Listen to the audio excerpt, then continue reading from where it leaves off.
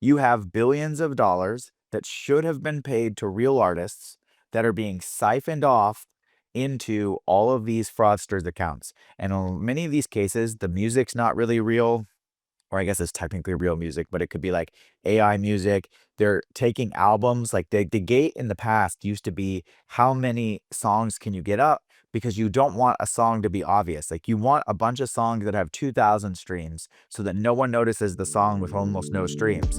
This podcast is produced by Amplitude Ventures, your partner in early stage startups.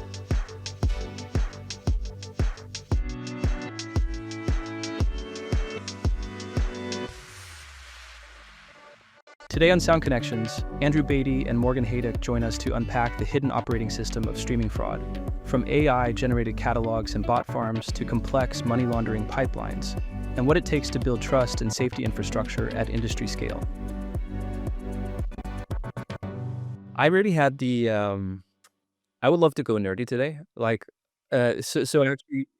obviously always try to do my homework before I go on a podcast, and I sort of got the press release on what you guys did, and you can explain your own words. But I was like, after reading that, I'm not so familiar with this. So I went into perplexity, try to explain it to me very simply.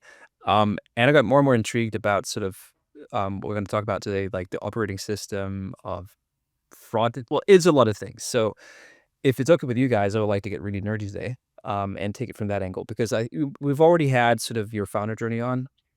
Heck, we've already started the podcast, so that's it. We already had your founder journey on, which is incredibly interesting, and then we had Andrew, you and Con on, and this is sort of a continuation. Actually, in private, I don't know why, but I get to speak with a lot of people, guys, and in private, when people ask me what's the startups to look out for in the music industry, I pretty much always mention you guys, mostly because what you do is incredibly boring, and not really, but I mean, but it's fair. but that is what it takes. So now when we're rolling, even though I wasn't sort of planning for it, but guys, for the few people who don't know you by now, this is the third time, so you're getting regulars. Who are you guys again? Oh yeah, we're Beatdapp. We're the leaders in fraud detection and sort of an entire trust and safety suite for the music industry. And I'm Andrew, and this is my co-founder Morgan, and we've been best friends for almost we're going on 2 decades, 1.5. We'll call it 1.5. Yeah. We'll make you It's older than aging you are. us. Yeah. The halves count when you're going for decades, you know? So usually in the podcast we have this whole journey story, and for everyone listening, I could just narrate, these guys are amazing. What they're building is incredible.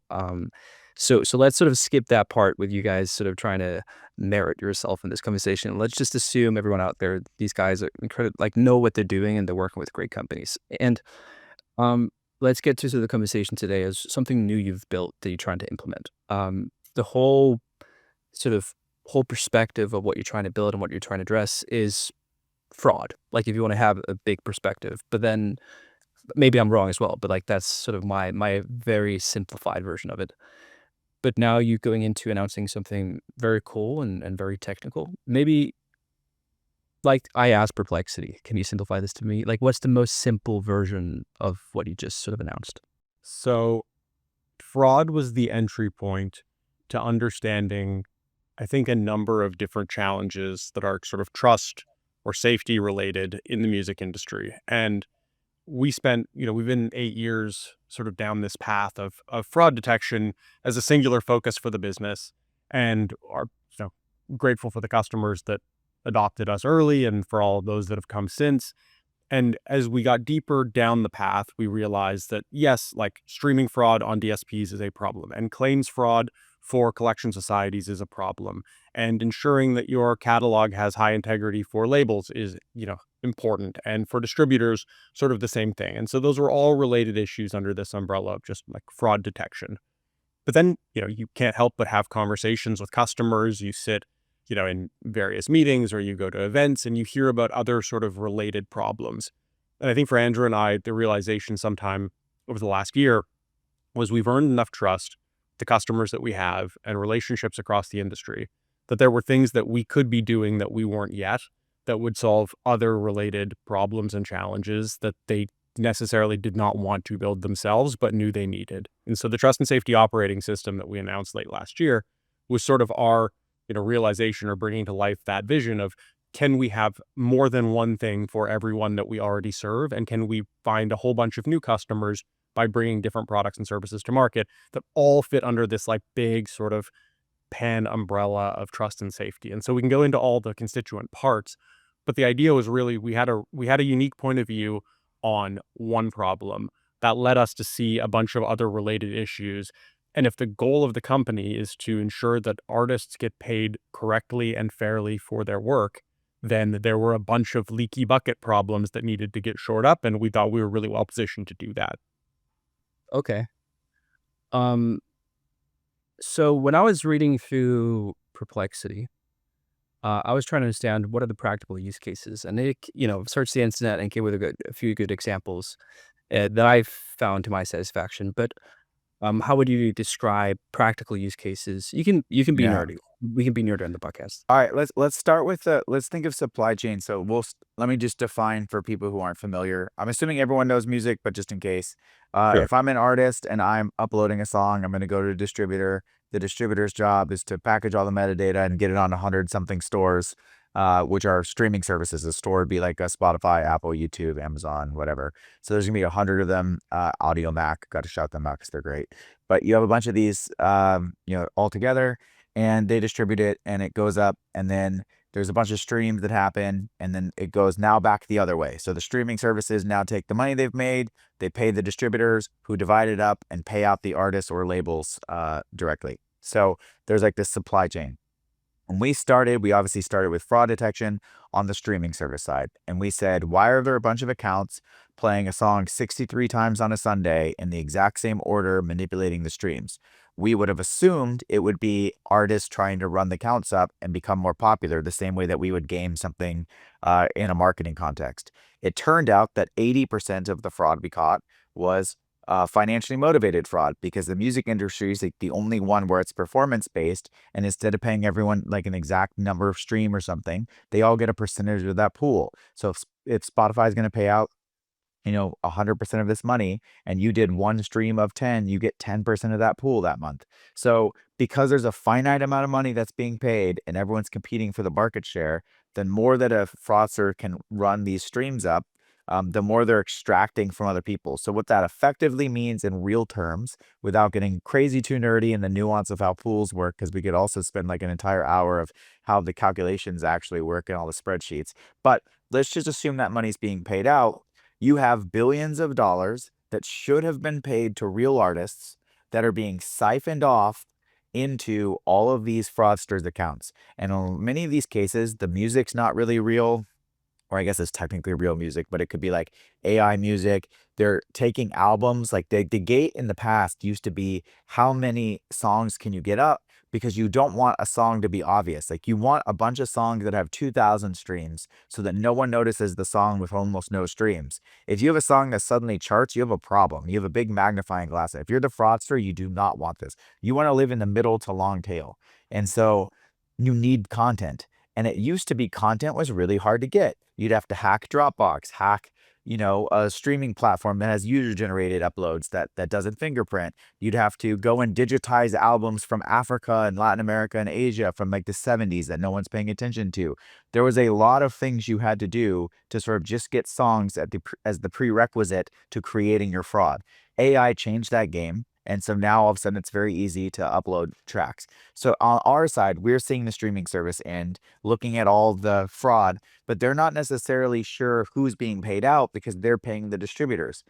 Then we go down to the distributor side in our next sort of journey, and we say, hey, distributors, who are you paying out? Why aren't you doing customer due diligence on these people? Why are you paying out terrorist organizations and, criminal, fraud orgs or click farms from Russia? Like how is it possible that we are paying the wrong people? So then you start getting into customer due diligence, which is basically like KYC and AML, like know your customer, anti-money laundering. you start really focusing on that. And Morgan and I are looking at this entire industry going, why is this all separated? Why are they doing AI music detection in a different place than where you're uploading it and checking for it? Why are you not checking who you're paying out? All of these things are interconnected because ultimately they're all prerequisites of the fraudster getting their money. And so if our goal is to stop fraud, and we've stopped it from being paid out from the DSP side in terms of don't pay this, but there's massive amounts of types of fraud that have occurred. And someone once brought it up like, it's like a water balloon. When you squeeze one side, it just bubbles out the other. Like you don't really fully, it's not like you close the water balloon. We've squeezed here at the DSP side, and then you started seeing it go in collection societies with CMOs and sort of basically all of the rights holders and claims. You start seeing it with them uploading massive amounts of other types of music, account takeovers. Like when you start shutting down bots, they start then taking over your account instead of creating their own. So you start in like accidentally driving towards these other parts of the industry. So when I think of trust and safety, you asked me to go nerdy, so I'm talking and rambling, but I'm like, hey, we started with fraud detection. And then we realized when we removed the first big boulder out of the stream, all the other little ones that we had to fix too. So then you go to the next level and you start pulling that rock out and that rock out and that rock out. And at some point, Morgan and I said, we have like 30 rocks that we've removed. Like it should probably just be an operating system for everybody, because at some point you end up with all these services that you're building for everybody, and that just one cohesive system makes sense, because at this point we are effectively the trust and safety platform for most of the music industry. I think that's interesting. When you build something so novel and you don't really know what happens when you start scratching the surface, and I guess that's sort of what you figured out. Are you to some degree, saying that sort of your first approach with fraud, of course, had, positive impact, it had a little knowledge and learning. But these fraudsters are just moving around as much as they can.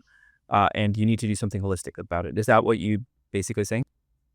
Yeah, I think there's two things happening at once. There's the evolution of as an industry develops more resilience at cracking down on like the obvious forms of fraud, the basic sort of like schemes, the fraudsters adapt, right? Like, so you can go back and look at the history of any online or like recently online industry that has high dollar values attached to it, whether it's the early days of Google AdWords or, read the PayPal founders book. Like there's a chapter at the beginning of all of those stories, and it's pretty damn close to the start about when they first realized fraud was a problem. And so for music, the initial discovery was 30-second or 31-second streams by obvious bots. Once those start getting caught, the fraudsters evolve their tactics. They make more, interestingly, creatively programmed bot farms that behave more like people. They do things like account takeover. And so like Andrew squeezing the balloon example is exactly that, right? Like in one way, you're, driving innovation by catching the obvious stuff. The second part is, I think, as fraudsters start to get to know an industry better, they too start to see all of the places where money is sort of hiding. And so in the early days, I would guess if you went back to like 2014, 15, you would see primarily fraud focused on extracting recorded royalties, recorded music royalties, where song was played on a DSP, DSP pays the distributor pays the fraudster. That was sort of the chain. If you spend long enough in any industry, you start to figure it out. Some clever fraudster along the way went, hey, there's this other like 20-ish% of music income that comes from publishing. How do we get that? Oh, we just go to the society and we claim the work there, and then they send us the check. Cool, let's do that. And then at the same time, you have other ones going, hey, these societies, they don't necessarily match every work. They don't know exactly who should get paid for all of them. What if we just went and programmatically claimed millions or tens of millions of dollars worth of ownership interests in copyrights in hopes that some of them don't have a match and we get the check in the mail? Like, it's an oversimplification, but that's sort of the idea. So I think what you see is like a combination of innovation and intelligence and learning and adapting all happening at the bad guy level. And so for us, we sit, sitting above that, looking at it going, well, if they're adapting, we need to as well. And so where can we be helpful? And so the first things we sort of discussed were, working with collection societies, working with distributors. But then it became more, there are other vectors. There's identity. Do we know who these people are? Do the distributors, do the collection societies really have a detailed understanding of who their customers are? And if they don't, why? And should they? And then the other challenge, obviously, being AI music detection, which is fairly recent, but evolving so quickly that we, again, looked at it and said, we have to have something in this space. I mean, this is however you slice it, this is one of the exploding vectors in the sort of arms race against fraud. And we need to be able to be, a provider to our customers of an AI detection solution that at least helps them, you know, at the front end of the sort of copyright content, whatever ingestion stack, know whether something is, AI music or human. There will be lots of business model iterations that come out of, who's a good actor, who's participating in the licensed sort of AI music economy. And I think they will be treated differently by distributors and by streaming services. They also probably aren't going to be the problem from our perspective. The problem is that like large language models are open source in a lot of cases. You can go and create a large language model that makes music that no one knows about. It can still generate tens of thousands of tracks for you if you're trying to scale a fraud scheme. So we need a reliable way to detect that music at the front end before it gets onto a service and be able to tag it accordingly. And then if we catch it as part of a fraud scheme, great. But even if we don't, maybe that'll have some sort of second order consequence for the royalty model and how, the owners of that music gets paid. And that's important too. So those are like, walking down the path, you can kind of go choose your own adventure here on which of the sort of various products we've recently created you want to get into. But like all of them are an offshoot of seeing the evolution of fraud from our perspective and trying to stay one step ahead and offer something that our customers can go to one place and get everything they need, as opposed to like, we got to get a KYC vendor and we got to get an AI music detection vendor and we still need the fraud guys. And then, now all of a sudden you've got a vendor soup sandwich that you just don't really want to manage. And we talked a bit about this on the podcast we did with Khan, but I want to sort of maybe paint the picture a bit clearer. Maybe this is a loaded question, but I think in the past, when I thought about string of fraud, I might have just like some association to something similar to a call center somewhere, like and someone scamming. But this sounds a tiny bit more like quite professional, quite intelligent, organized crime. Like, what's the persona at scale that we're seeing here? I mean, I think even within fraud, there's different motivations, right? So if you're organized crime syndicate, you're probably money laundering more than anything. You're probably trying to move money through the system, clean it, and then get it into another location digitally. So you're cross-bordering money. I don't know if anyone knows how heavy it is to ship dollars, but it's quite expensive, to take US dollars and ship them from, Colombia to Doha. So another approach, for example, is to turn that into, cryptocurrency, pay streaming farms with crypto using turn into crypto with ATMs. They have ATMs everywhere, especially Latin America. You convert that to crypto, you pay the streaming farm operators off.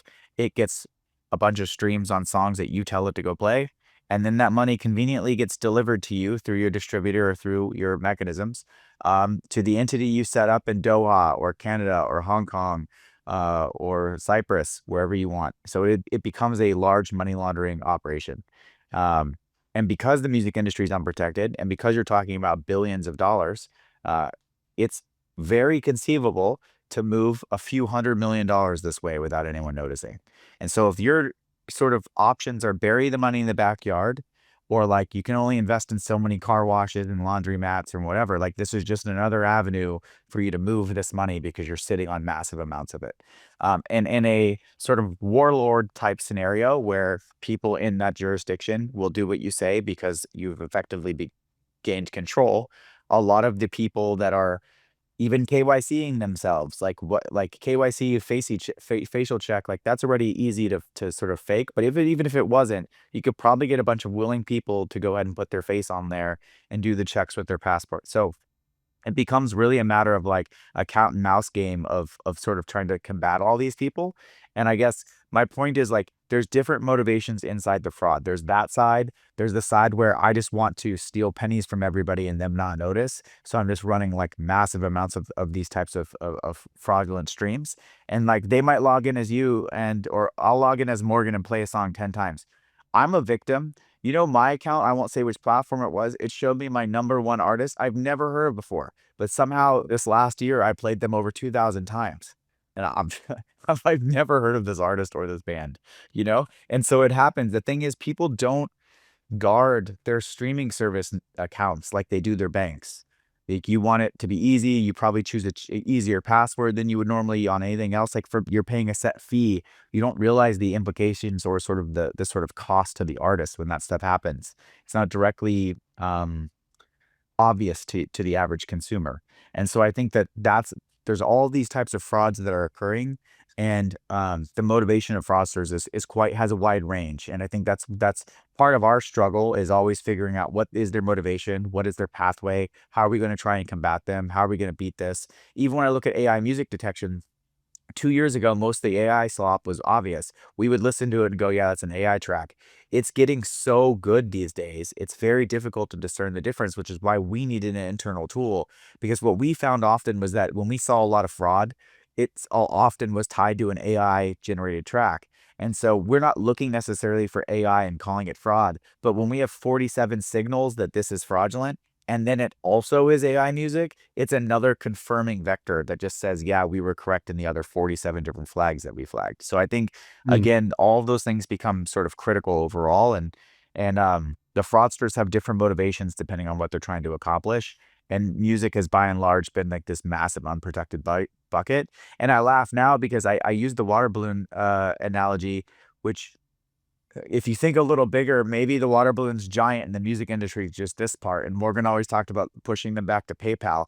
But like, if we just squeeze hard enough on music and just shove them back over to the other parts, that's really what we're trying to do. I don't think that the water balloon pops. I think it's more just like, let's just make the music part so difficult that they're just over there Venmo scamming people or using Zelle or something, you know? Okay, well, that's interesting. Like, just for the listeners, like, I'm usually a sort of an early adopter in many things, but then I'm also very slow as a person on other things. And it's only really when I started building technology myself, like, 2 years ago, where I figure out, oh, I really shouldn't be using my password everywhere else, like the same password, because like, when you know these systems, like how easy it is to crack these things, it's crazy, and how unprotected the internet is. Um, but guys, one question I've asked myself, sort of following your journey, is like, um, how are you guys able to do this? Like, it's a big claim, and if I didn't know you guys, I would try to call bullshit on you. But like, I'm gonna give you the benefit of the doubt. Like, I've known you for a while now, so I'm gonna trust your word for it, and everyone around you.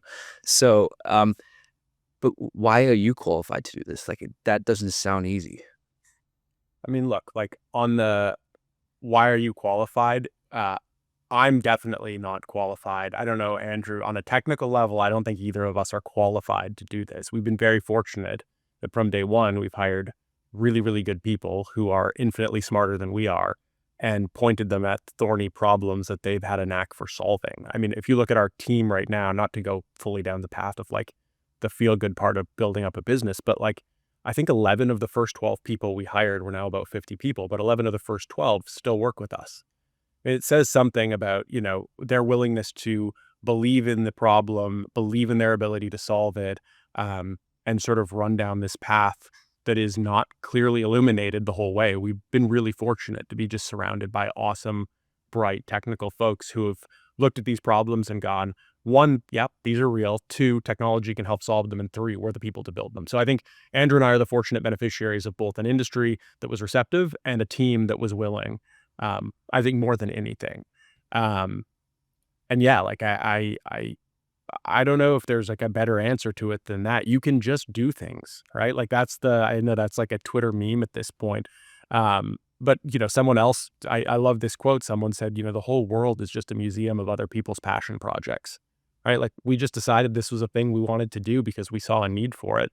And fast forward 8 years, like, yeah, this is the museum entry for Andrew and Morgan right now, and a whole bunch of other people, our co-founder Poria and the rest of the team, like, of our passion project, which is making fraud, less prevalent in music and making artists' lives better. So that's, I mean, I'll get off my soapbox now, but like that, the question, it's funny because it's like, yeah, of course, who's qualified to do much of anything, honestly? When you're starting something that's brand new, you just have to sort of have conviction and then hopefully attract enough talented people that you can actually go do the thing. I think one other thing to add on to that too is that Morgan and I were passionate, and props truly to Morgan, because there was a point when, if you go back and probably listen to our first podcast with you, we talked about our journey and talking about how we were in audit technology and then we switched into fraud detection. And in 2019, we did a red team thing at the office, and I was like, hey, I really believe fraud is potentially a problem here, but no one really believed in the industry it was as big as it was going to be.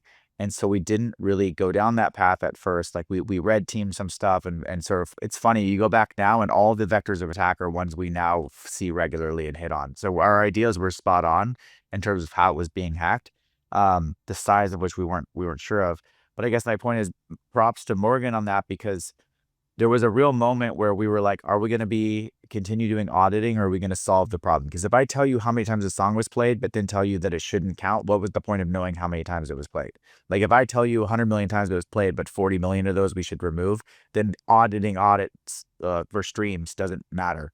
And I really wasn't sure that I was in it to do like another startup, like start over. And Morgan was like truly passionate about it. And I think that's where like being friends for 15 years like really helps, because I'm like, well, if you're gonna ride, I'm gonna die. So like let's ride or die together. Like let's go.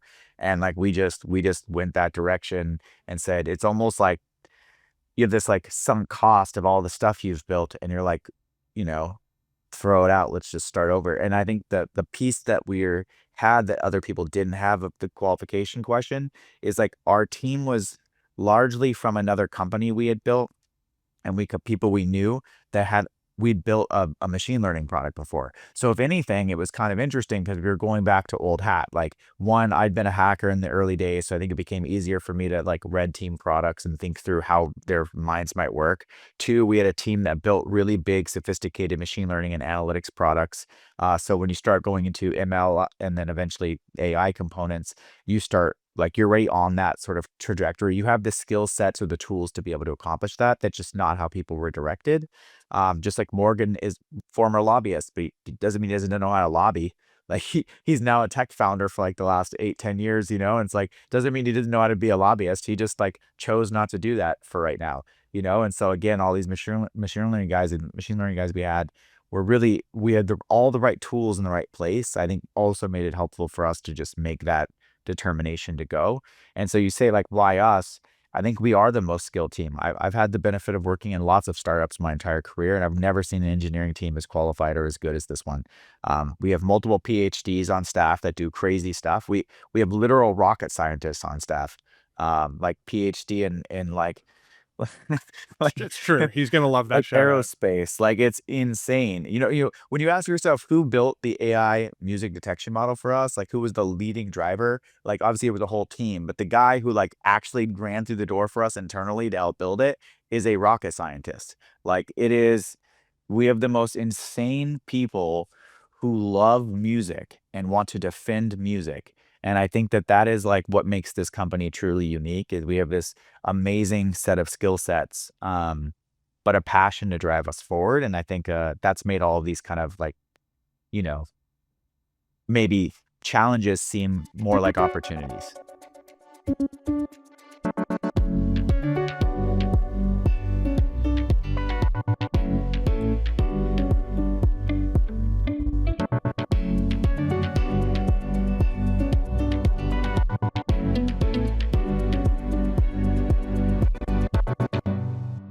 There's a lot to dissect of what you just said, but if you just want to follow Popular Media when it comes to, big companies acquire other big companies' engineers, that's it in this space, that would tell something about how attractive in general such a position is.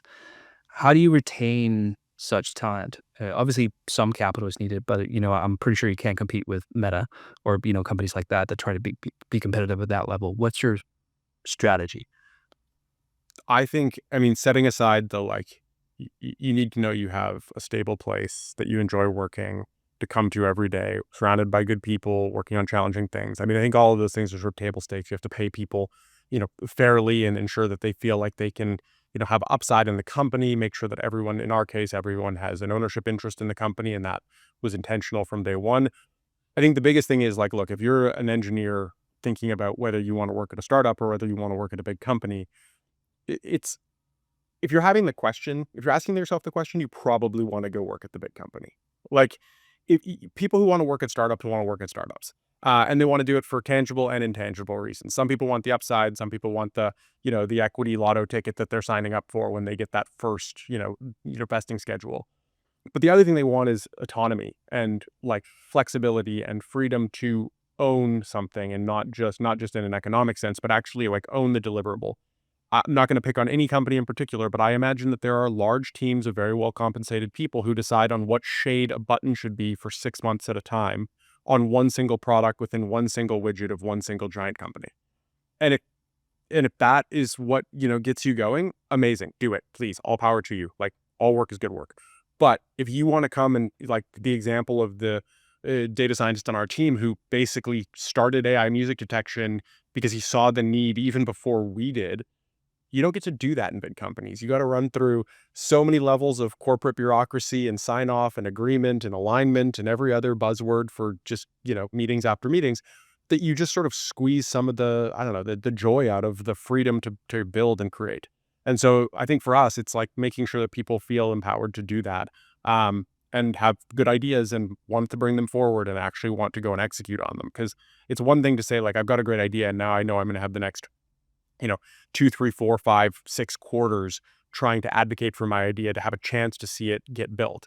It's another thing for, with Andrew and I, for someone to come to us and say, hey, like, I've been doing this for a little while off the corner of my desk and it's working. We should probably turn this into a full-fledged product, which is basically what happened with AI music detection. You don't get to do that in big companies. And so I think that's the trade-off. I think for a lot of engineers and otherwise, it's, there's economic benefits both ways. Certainly disproportionate, probably upside in startups, but more predictability and stability in big companies. But like the trade-off on autonomy is, one has it, and I think in a lot of ways the other just probably doesn't in most circumstances. I think also building on that, like Morgan and I and Poria were very intentional about company culture early on. One of our very first meetings was an offsite. We had this idea of a company, and then we had this idea of what our culture was going to be from the start. Like we actually sat down, and I was the guy, like I openly talked trash about company culture for a good decade of my career, and really didn't believe in it. And then I ended up in a company with 700 people that we grew from nothing, where the company culture was absolutely toxic and there was zero way to get out of it other than to sell the company and hope someone else could fix it. And it was like the worst possible outcome I could imagine for what was my baby that I didn't want to associate with anymore. And so at the very beginning, we all sat down and said, what do we want this company to look like? What are our core values? And even how we do performance reviews, it's not how many tickets you've closed or how much code you've written or whatever. It's how much continuing education have you done? Do you have a bias for action? Like, are you actually building the thing off the side of your desk because you have ownership of it and you want us to and you want to see if it goes forward? Do you have good judgment? Like, we've built our entire company culture around what we want our company to be. And I think where we see that is people are not leaving, but also when they do leave, shout out Cena, he leaves and, like 2 months later comes back and says, this was the most amazing place I've ever worked. And I would like to come back, please. Uh, you know, and so like, it's all of these sort of artifacts that are left behind. And you ask how, like we were intentional, not just about what the company looked like and what we wanted, but and like even our performance reviews mirroring to those things, like that's how you're sort of graded, is on how you're carrying the culture and all these aspects. But also I think um you build camaraderie or your team because of trust, and trust is built through vulnerability. And so we've spent a lot of time building moments of vulnerability within our team, whether that's through our team events, through our sort of bios that we do. We have this thing at the end of the year, at the end of the week, called Cheers, where they're completely anonymized and they're not political. Like, if you give someone props for something, no one knows where it came from or what. And we've completely built systems around it. So it's automated. There's chatbots that sort of prep everything, get it going, gets delivered directly to your inbox. We all read them together. We've built these moments of vulnerability that don't take lots of time, but have created connectivity in a way that is very structured, but not onerous. And I think that intentional thought at the beginning has really carried us forward as a company, and I think stands up to any company culture anywhere, because the culture isn't catered lunches and team events. Like, we have those too, but no one cares about those. They care about doing the work with their best friends next to them. And how do you create best friends? It's these moments of vulnerability and trust that we've sort of fostered and built. And I think that was very intentional. And as much as all the other stuff's great too, like, I'm really proud of that component, because we actually did that day one. Like, we had a day one sit down where, like, what do we actually want here as a company? So you've been a part of building something before that you don't want to be associated to anymore for many different reasons. I won't go into, but it sounds like there's some previous learnings. Has that been? Does that come from an intellectual place or like an intuitive place when you make these decisions up front and you continue to withhold those? I think they're intellectual because we, like, very systemically set them up on purpose and, like, defined what they were. I think intuition would imply that we were doing them kind of on the fly, just had the instinct to accomplish them. I think we were very you know, specific with that, at least in this iteration of the company, from Morgan and me and Poria being together doing this. Do you disagree, Morgan? I kind of feel like No, no, it no. I was has just to be thinking intellectual. I think it's a bit of both. I mean, I think, like, especially this last round of sort of products that we're launching, like, that came very much from a place of feeling pulled in a direction after enough customer conversations and industry conversations to just know that there was some there. Um, some of it's gut. I mean, I think, early on, that the thought about, fraud detection versus the auditing product, you know, we were very fortunate to have one partner who gave us enough data that we could make a somewhat analytical and empirical decision about, but it still wasn't representative of the whole of the industry. We had to extrapolate a little bit based on what we thought and felt. So I think it's the short answer is, like, yes. Bit of column A, bit of column B. But we've really gone into this last round of thinking through, like, so what are the things that the industry really needs? And then two questions sort of came from that. One, like, what does the industry need? Two, can we build it? And in the case of, a number of the products, we said, yes, we can build them. In the case of one, we actually went out and found a partner who built just the most elegant and incredible customer due diligence, which is like KYC on steroids, platform. And we sort of were fortunate to be introduced to them and sort of say, look, guys, like, maybe there's a world where if we set our mind to doing this nonstop full time for, some period of years, we could get close to a place where we're doing, like, a reasonable facsimile of what you've built. But, like, you guys have done it. Like, this is the most elegant sort of solution that I've ever seen for KYC.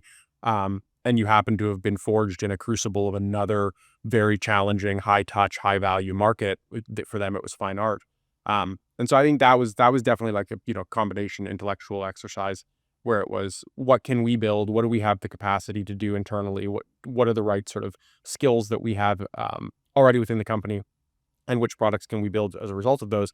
And then if there's still a gap, how do we go find the best partners in the world to help us execute on, filling the last gap, which in this case was customer due diligence. Mm. And I know you guys have been in music for a while, especially you, Andrew. And you're probably expecting there could be a few hiccups in the way from now. Like, you have a great proposition, you found a problem, you've built the product. What do you expect could go wrong while trying to implement this into the world?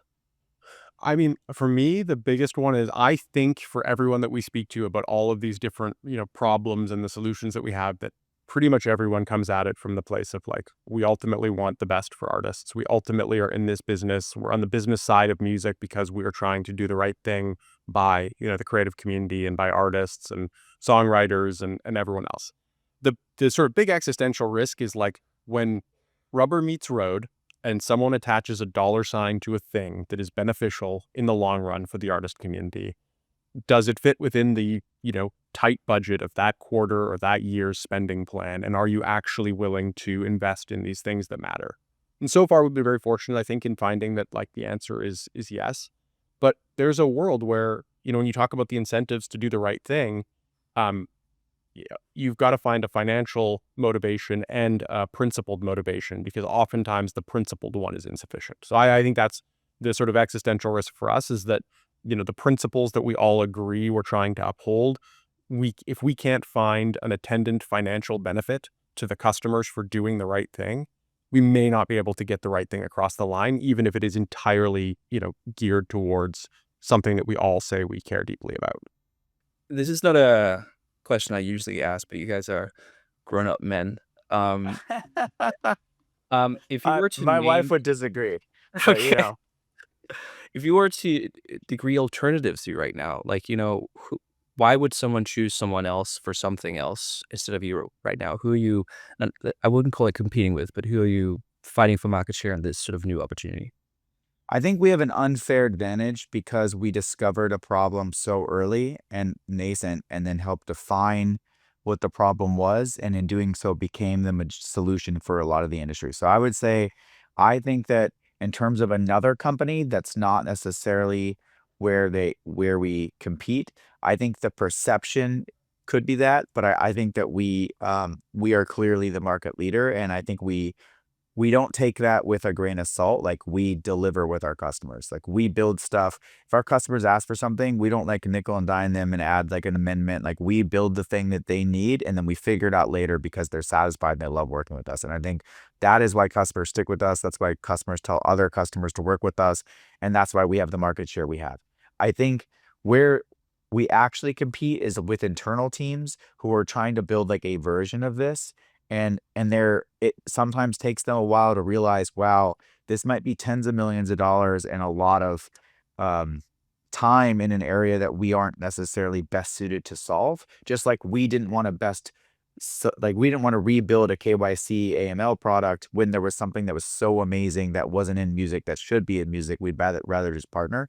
It's really no different. So I think what we often see with our customers is that there's a smaller team internal that still works with us, and we become an additive tool for their team to sort of like amplify all the things they're seeing or they would like to do, but without them necessarily having to rebuild it from the ground up. So where we often compete is like a build versus buy scenario, not a like us versus another competitor scenario. And I think that's actually the part that takes a long time to get through, I think.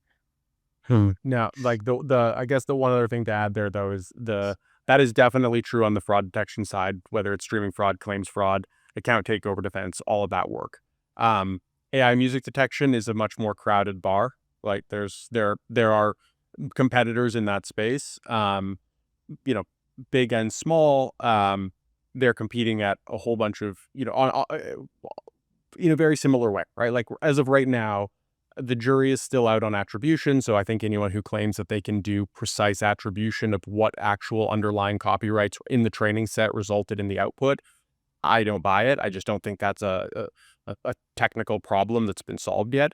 So on the detection side, I think there actually are, competing options out there. And for us, we have a couple of things that we're doing that I don't want to give the game away because they're actually like, I think there are the most defensible reasons why you would choose us over another competitor in the market other than just on price. But there are a couple of things we've done structurally and how we're actually deploying that product that make a huge difference to our buyers and to their partners for, what service they ultimately use. The other thing, we haven't really touched on this today and we may not get all the way there, but that's okay. I'll say it briefly. The other piece of the trust and safety operating system that we built is a recommendation engine. Now, we had a streaming service that has tens and tens of millions of monthly active users come to us, and we sort of built this hand in glove with them. We're not the first, AI powered content recommendation tool on the market. In fact, there are many. We do think, to Andrew's words of having an unfair advantage, we think we've gotten really good at filtering out that which should not be, influencing an algorithm, right? Like our whole fraud experience has taught us how to find negative outliers and make sure that they don't make it into sales reports.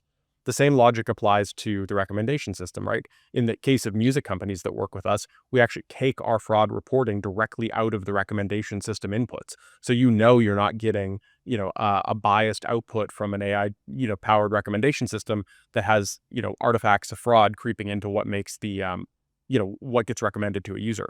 But we also just think that like generalizes quite well to finding suspicious behavior or problematic behavior in large data sets that you don't want influencing recommendations. So that's a product we're going to take across music, I hope, but also well outside of music. We're having conversations in film and television and publishing, publishing both in like not in the music sense, but in the, sort of editorial and news sense. there are lots of interesting places to take content recommendations, but that's also a very competitive space. We just feel really strongly that the product that we've built is, it's pretty exceptional. I mean, I've been floored by watching that team over the last 6 months build this from nothing. And again, going back to the question earlier about, what gives us the right. It just so happens that the data scientist who leads recommendation systems for us did his PhD thesis on recommendation systems. And so when we had the opportunity to go, we might have a customer for this. Do you think you can build it? He was like, yeah, of course. Like, this is been training my whole life for this moment. Put me in, coach. And so we did it. And so, yeah, anyway, that's it's another just example of a place where we're going to have some competition, but I think we also feel pretty good about our ability to compete. Summaries, we have a lot of PhDs here. Well, it's great. Okay, well, time is running out, but again, I'll use the opportunity to ask a few scattered questions just to sort of stimulate my own curiosity and take advantage of this. But I'm here to learn, and hopefully the audience is here as well. Andrew, I know that you've, of course, also you, Logan, but Andrew, you've raised a lot of capital in your career, but you've also sit on the other side of the table. And one of the big things that a lot of startups of this space meet is the reluctance of the size opportunity in music. Not because you need to necessarily comment directly on that, but if you were today to raise more capital, let's say you want to raise some more capital, what would be your simplified argument as of why this would be worth investing in? Our business? Your business in particular. But if you can Yeah. dissect it into sort of the opportunity and how that can actually be worth in like return on Our investment. business is easy. Sure, go So for it. these are some summary level stats for you. 75% of music companies are acquired for under $15 million. The ones that are the other 25% are typically user generated, user focused. So think like streaming services, in some contexts like AI music, where it can apply to everybody in terms of people creating it. And the one other carve out is if you can win a market and be systemic or a core need for people. When Morgan and I and Poria first set out with this, we decided what we wanted to be. And I think it's not just unique to me. Morgan and I went to business school together. We think in terms of like large scale. We were not interested in building a small company. We were interested in doing something that was positive, have impact, but building a large billion-dollar outcome. In fact, before we started, Morgan and I actually did customer calls, sat with lots of different bankers. We looked at the sort of like graveyard of other music companies that existed and talked to those founders and figured out where did they all fail, what pathway was wrong. And when we set out with a very clear end point. We weren't sure. We had a pretty good direction, like which way we were going to go. Obviously, with fraud detection and stuff, it's moved. But the point is, like, we knew where we were going, we knew where we were starting, and we sort of charted a path based on all of these external outcomes. So my argument to everybody is, when I'm looking at a company, or when even we've decided to invest our own time into this company, it wasn't a question of like, is this going to be investable? It's like we weren't going to waste our time if it wasn't. And I would say the reason I think Beatdapp is in fact the investable company is that we will be a multi-billion-dollar company because of all of these tools and aggregates of all the things we've done and the market share we've earned and the way that we treat our customers and the way that our customers appreciate the job we've done and we've fulfilled. That is why we are going to be a large scale company. And that's inevitably why someone would want to invest in our company. I think where most music specific startups fail is that they're thinking in terms of like a service business or something that's not going to ever be a multi-billion-dollar outcome. And that's fine. Like you can have a great business. Like I think of like publishing admin, think of like rights admin in general, think of distribution. Like you can be a really great profitable company, and services are a great way to do that. People pay you for a service, you accomplish the task, you do those things, you can be a scalable service business. But it's hard to build a sort of investor case when you're so reliant on a service or you can't be a platform that scales. So I guess my point is that most music companies just don't fit the bill of that type of investment. And most music companies should really be geared for angel investors or strategic investors, etc. Morgan and I knew from the very beginning that we did not want to take money from any strategic because we knew we needed to be neutral. If we were going to be the sort of like the truth, the ground truth for everybody. We couldn't have even a perception of thumb on the scale. So we've never taken money from a DSP, a label, any strategic music investor. That was the much harder path to choose at the beginning, because in the very early days, people who understand music are the ones trying to give you money. So we had to like really intentionally design what we wanted to be, how we were going to get there, and then sort of not take the early off ramps that exist for a lot of music companies, really trusting in that direction. And so I think that is the reason why we are investable. That's the reason why we've largely been successful.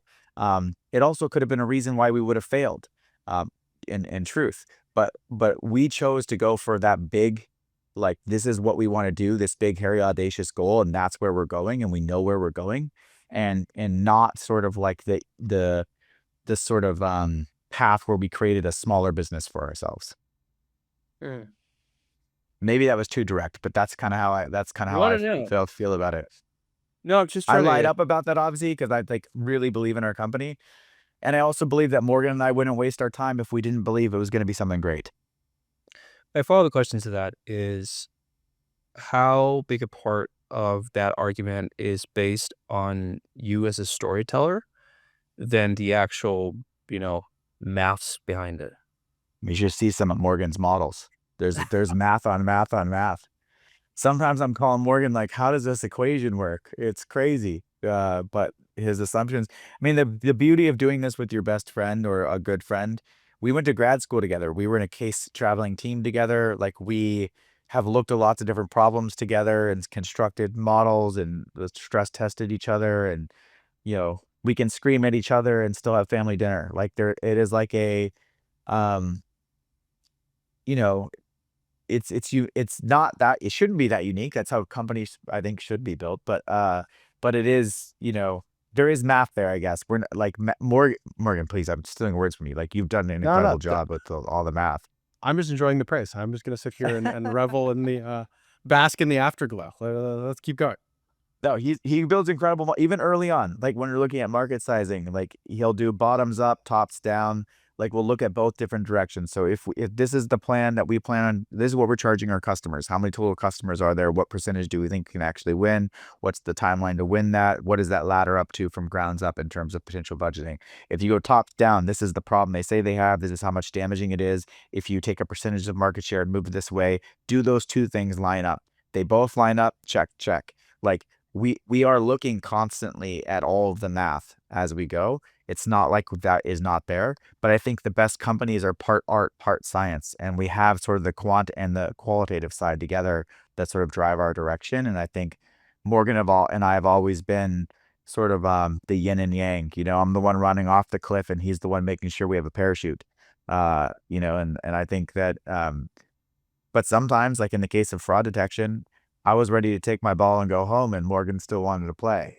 So, like, it's like we just like are really like tight. This is probably the wrong way. It's more like this. We're just like, like we're and Poria too, like, he's so brilliant. He's the most gifted engineer I've ever had the privilege of working with. And I mean, I remember being in the road with him.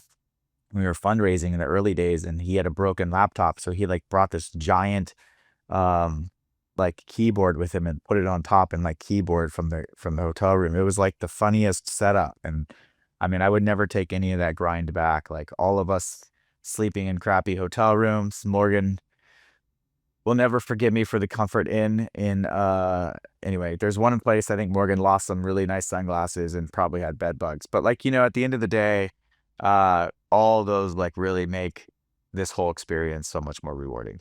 Mhm.